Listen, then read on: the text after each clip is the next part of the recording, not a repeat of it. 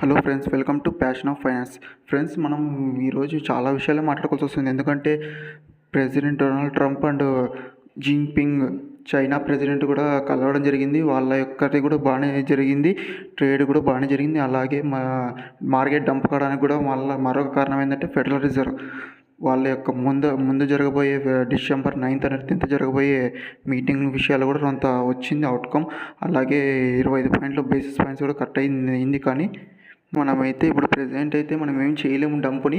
కానీ ముందర మనకి ఇంకొక విషయం ఏంటంటే ఫెడరల్ రిజర్వ్ నుంచి క్వాంటిటేటివ్ టైటింగ్ మాత్రం ఖచ్చితంగా వాళ్ళు December 1st నుంచి మాత్రం నిలిపిస్తున్నట్లుగా కూడా చెప్పడం జరిగింది. కాబట్టి మనకి అదొక పాజిటివ్. ఇంకోటి ఏంటంటే China and USA trade deal జరగడం, మరియు ఇంకా కొన్ని విషయాలు బాగానే జరుగుతున్నాయి. అలాగే మైక్రోస్ట్రాటజీ ఫౌండర్ కూడా కొన్ని విషయాలు మాట్లాడారు.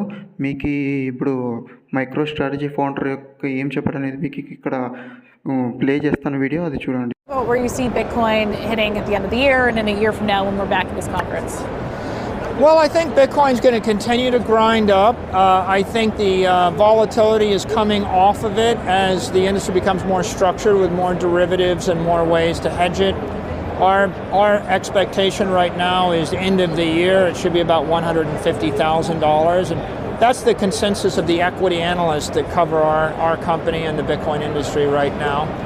I don't know why it won't grind up to $1 million a coin over the next 4 to 8 years. I would think not less than 4, not more than 8. And of course, my long-term forecast is it goes up about 30% a year for the next 20 years, and we're headed toward $20 million Bitcoin. Michael, thank you so much. Yeah, my pleasure. MicroStrategy founder కూడా $150,000 వరకు వెళ్తుందని bitcoin అని predict చేస్తున్నాడు ఈ year end కల్లా. కాబట్టి ఇంకా అదే కాక ఇప్పుడు మనకైతే ప్రజెంట్ ఉన్నది ఏంటంటే China and USA trade deal గురించి పూర్తి విషయాలు అయితే వస్తున్నాయి. దాని గురించి కూడా నేను మీకు స్క్రీన్ పైన కూడా కనపడుతుంటాయి. ఒక్కొక్కటి ట్వీట్స్ కానీ ప్రతి ఒక్కటి కానీ ఇంకా కొన్ని వీడియోస్ కూడా ఉన్నాయి. అవి కూడా నేను ప్లే చేస్తాను, చూసుకోండి.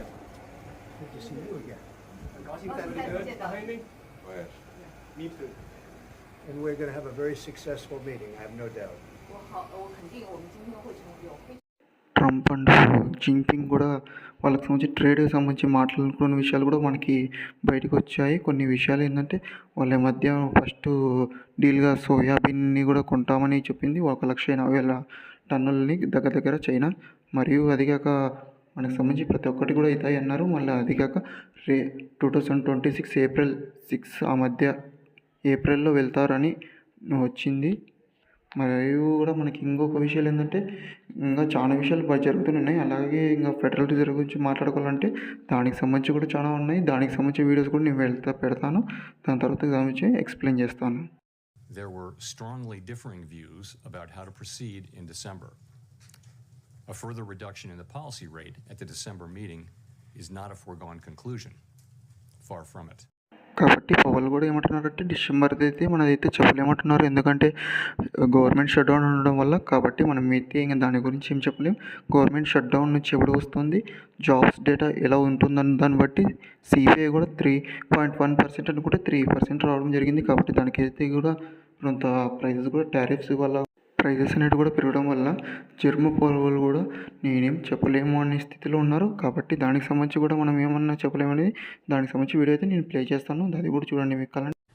Higher tariffs are pushing up prices in some categories of goods, resulting in higher overall inflation. కాబట్టి ఇంక మనమైతే ఇంక చేసేది అయితే లేదు. కాబట్టి గవర్నమెంట్ షట్ డౌన్ అయితే ఎప్పుడు ముగుస్తుంది అనేది చూడాలి. మరియు ఈ డంపింగ్ మాత్రం కంపల్సరీ, ఇదేమనేది కాదు, ఇంకా బుల్ రన్ అయితే ఉంది. కాబట్టి మీరైతే ఏం లేదు. ఇంకోటి ఏంటంటే ఇది బెస్ట్ టైం టు అక్యుములేట్. మీరు ఏమన్నా చేసుకోవాలనుకుంటే బెస్ట్ కాయిన్స్ దొరుకుతాయి, అవి కూడా అక్యుములేట్ చేసుకుని ట్రై చేస్తుండండి. మరియు ఏదైనా చేయాలని చూస్తుండండి.